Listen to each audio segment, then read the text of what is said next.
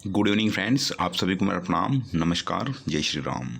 स्वागत है आप सभी का अपने इस यूट्यूब चैनल पर। तो इस वीडियो में हम लोग बात करने वाले हैं कनिष्ठ लेखाकार 2024 के बारे में कि नियुक्ति 10 जनवरी को होगी। कोर्ट के अवकाश खत्म एंड एमई को लेकर याचिका, आदेश हुए इतने दिन अभी तक याचियों का संशोधित परिणाम नहीं आया एंड केवीएट। तो इन सब चीज़ों के बारे में हम लोग वन बाय वन बात करने वाले हैं। आगे बढ़ने से पहले आपसे मेरी रिक्वेस्ट है कि अगर आप चैनल पर नए हो, पहली बार आपने विजिट किया, तो राजस्थान की तमाम भर्तियों की लेटेस्ट अपडेट और करंट अफेयर के लिए चैनल को जरूर सब्सक्राइब करना और वीडियो को लाइक करना। आप चाहो तो मेरा टेलीग्राम ग्रुप ज्वाइन कर सकते हो, लिंक मैंने डिस्क्रिप्शन बॉक्स में दे रखा है।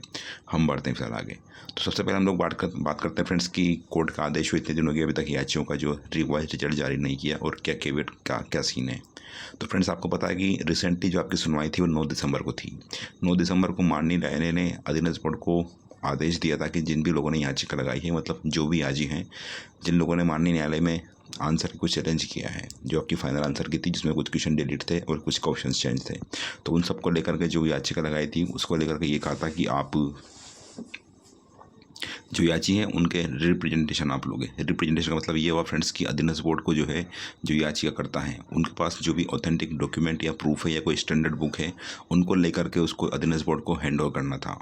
उसके बाद में जो भी डॉक्यूमेंट या प्रूफ याचिकाकर्ता देंगे, उनको लेकर के ये था फ्रेंड्स कि वो वापस से जो है उन चीज़ों को, अधीनस्थ बोर्ड की एक एक्सपर्ट कमेटी बनेगी। फिर एक्सपर्ट कमेटी जो है उन सब चीज़ों को, याचियों की जो भी डॉक्यूमेंट देंगे उनको रिव्यू करेगी, एनालिसिस करेगी। उसके बाद में अगर उसमें कुछ क्वेश्चन में चेंजिंग आती है या क्वेश्चन डिलीट होने में कुछ चेंज आता है, तो उसके बाद में जिन लोगों ने याचिका लगाई है उनका रिवाइज रिजल्ट जारी करना था।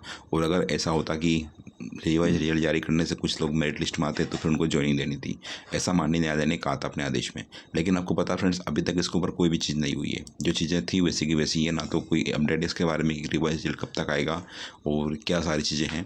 तो इसके लिए फ्रेंड्स आपके पास अधीनस्थ बोर्ड दो चीज़ें प्लान कर सकता है, जैसे उसने लेवल 2 में किया था। लेवल 2 में सेम फैसला जैसा आपको दिया था वैसा ही लेवल 2 में आदेश था। लेवल 2 में ये था कि जिन लोगों ने आंसर को चैलेंज किया था उनको लेकर कोर्ट ने ये कहा था कि जो भी पिटिशनर हैं वो अपना जो भी उनके पास में डॉक्यूमेंट या स्टैंडर्ड प्रूफ है उनको बोर्ड को ले जाए। बोर्ड उनकी जो एक्सपर्ट कमेटी उनको एनालिसिस करेगी और उसके बाद में रिवाइज रिजल्ट जारी करेगी और कोई अगर मेरिट लिस्ट में आता है उनको मेरिट लिस्ट में मतलब ज्वाइनिंग दी जाएगी। और उसके बाद में अधीनस्थ बोर्ड ने ये कहा कि जो सिंगल बेंच का फैसला था उसको डीबी यानी कि डिवीजन बेंच में चैलेंज कर दिया और सिंगल बेंच के फैसले पर स्टे आ गया। उसके बाद में आपको पता फ्रेंड्स कि लेवल 2 का मैटर 2-3 महीने तक डीबी में चलता रहा। तो आपको ये करना फ्रेंड्स कि आपके जो भी वकील है, जिन लोगों ने याचिका लगाई है, आपको उनसे इस चीज़ के बारे में कंफर्म करना है कि डीबी में याचिका, जो सिंगल बेंच में याचिका लगाई है, उसके सपोर्ट में क्या डीबी में केवीएट दायर करना जरूरी है क्या। ठीक है, क्योंकि केवीएट में ये होता है फ्रेंड्स कि अगर अधीनस्थ बोर्ड चाहता है, मान लो कि वो कमेटी नहीं बनाए या इनका रिप्रेजेंटेशन जो भी चीज़ें हैं उनको ना करके वो सिंगल बेंच के फैसले को डीबी में चैलेंज कर देगा। और पहली पॉसिबिलिटी ये रहेगी फ्रेंड्स कि अधीनस्थ बोर्ड डीबी से किसी भी तरह से स्टे लेकर आएगा और स्टे मिलने के बाद में आपको पता फिर क्या होगा। वापस से डीबी में आपको जो पैसा आपने लगाए सिंगल बेंच में, उतने पैसे वापस आपको डीबी में लगाने पड़ेंगे। वापस से वो प्रूफ वगैरह जो भी चीज़ें कोर्ट में हियरिंग चलेगी, तो कुल मिलाकर सारी चीज़ें वापस से कोर्ट में होगी और एक तरह से ये बहुत ही टाइम टेकिंग प्रोसेस है। तो आपके जो भी वकील वगैरह हैं उनको आपको कॉन्टेक्ट करना है कि क्या करना है क्या नहीं करना है। अगर वो लोग बोलते हैं कि डीबी में केवेट लगाना जरूरी है तो आप केवेट लगा सकते हो, आपको बहुत टाइम बच जाएगा इससे। क्योंकि आपको पता है अगर फ्रेंड्स आप मेरिट लिस्ट में आते हो, आपकी ज्वाइनिंग हो जाती है। अगर आपकी ज्वाइनिंग मान लो 2-5 महीने में डिले होती है डीबी की वजह से, तो आप समझ सकते हो फिर कि क्या सारी चीज़ें होने वाली है। 1 महीने की सैलरी आपका अगर 23 से 24 हज़ार पास मिलेगी आपको। अकाउंटेंट आपका 3600 ग्रेड पे की नौकरी है। अगर 4 महीने में डील हो गया तो आपके लगभग 92,000 के आसपास का लॉस हो जाएगा। तो ये आपकी अपनी पर्सनल चॉइस है कि डीबी में केवेट दायर करें या नहीं करें। केवेट से ये होगा फ्रेंड्स कि अधीनस्थ बोर्ड जब भी सिंगल बेंच के फैसले को डीबी में चैलेंज करेगा तो पहले आपकी बात कोर्ट सुनेगा और उसके बाद में जो भी फैसला होगा वो दिया जाएगा। ठीक है, तो टोटली आप पर डिपेंड करता है। आपके जो भी लीगल एडवाइज़र हैं, एडवोकेट हैं, उनसे आप कंसल्ट करना कि क्या डीबी में याचिका केवेट दायर करना जरूरी है। और केवेट कोई भी दायर कर सकता है, ऐसा जरूरी नहीं कि सरकारी केवेट दायर करें, ऐसा जरूरी नहीं है फ्रेंड्स। ठीक है, तो आप लगा सकते हो क्योंकि अभी तक आपका रिवाइज रिजल्ट के बारे में कोई भी अपडेट नहीं है। बात करते हैं कि कोर्ट के अवकाश खत्म एंड एमई को लेकर याचिका। तो फ्रेंड्स, अब जो नए साल तक कल तक कोर्ट ऑफ थे और आज से जो है कोर्ट स्टार्ट हो गए हैं। ठीक है, यानी कि अब आप याचिका दायर कर सकते हो कोर्ट में। जो मिनिस्ट्रियल एम्प्लॉय वाला मैटर है, मेरे पास इसके 2-3 वीडियो भी हैं, हालांकि मैं उनको यूट्यूब चैनल पर शेयर नहीं कर सकता क्योंकि कॉपीराइट क्लेम आ जाता है, तो उसकी वजह से मेरे साथ में लिमिटेशन है इसकी। बट आप चाहो तो जो एमई वाला मैटर उलझ रहा है, इसके लिए आप भी जो भी आपके पास में सोर्सेज हैं उनसे आप कंफर्म कर सकते हो कि क्या करें क्या नहीं करें। ठीक है, मैं किसी को ये नहीं बोलता कि हम भर्ती को उलझा देंगे या जिनकी ज्वाइनिंग पेंडिंग उनकी ज्वाइनिंग नहीं होने देंगे। हमारी किसी से दुश्मनी नहीं है, बट जिनके साथ में गलत हुआ उनके लिए हम लड़ रहे हैं। कोशिश करना फ्रेंड्स कि जो भी आपके पास में चीज़ें हैं ऑथेंटिक हो और ताकि आप कोर्ट में केस जीतो। क्योंकि आपको पता है फ्रेंड्स कि मिनिस्टर मिनिस्ट्रियल एम्प्लॉय को 2 बार आरक्षण मिला है। जो डीओपी का हवाला दिया है अधीनस्थ बोर्ड के चेयरमैन साहब ने, तो डीओपी में सिर्फ ये लिखा हुआ फ्रेंड्स कि जो टोटल वैकेंसी होती है उसके 12.5% को जो है मिनिस्ट्रियल एम्प्लॉय कैटेगरी के लिए सिक्योर किया जाएगा। यानी कि अगर 100 सीटें हैं तो उसमें से 12.5 सीटें मिनिस्ट्रियल एम्प्लॉय कैटेगरी के लिए सिक्योर है, उसमें किसी को जो है एंट्री नहीं मिलेगी। लेकिन आपके साथ में ये और फ्रेंड्स कि 12.5% से ज़्यादा सीट लोगों को मिली है, ठीक है।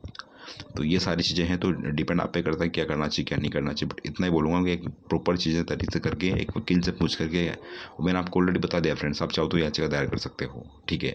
और जिन लोगों का ज्वाइनिंग पेंडिंग है वो लोग परेशान हो रहे, तो भाई हमारी वजह से आपके कोई भी दिक्कत नहीं आएगी, इतना हम कह सकते हैं। जिनके साथ में गलत हुआ हम उनके लिए लड़ रहे हैं, ना कि आपको परेशान करने के लिए, ठीक है। हम नहीं चाहता कि भर्ती प्रक्रिया वरिष्ठ आए या सारी चीज़ें हों।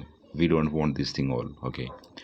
देन हो सकता है कि आपने जीत हो जाती है तो आपको नौकरी मिलने की संभावना है, क्योंकि कट ऑफ में जितना उछाल आया ना उसमें कहीं ना कहीं मिनिस्ट्रियल एम्प्लॉय का बहुत बड़ा रोल है। एक उसने रिजर्व कैटेगरी सीटें भी खाली, जैसे कि SC ST OBC EWS, उसके अलावा आपके MBC हो गया, तो उन सीटों को भी उन्होंने कवर किया है, ठीक है।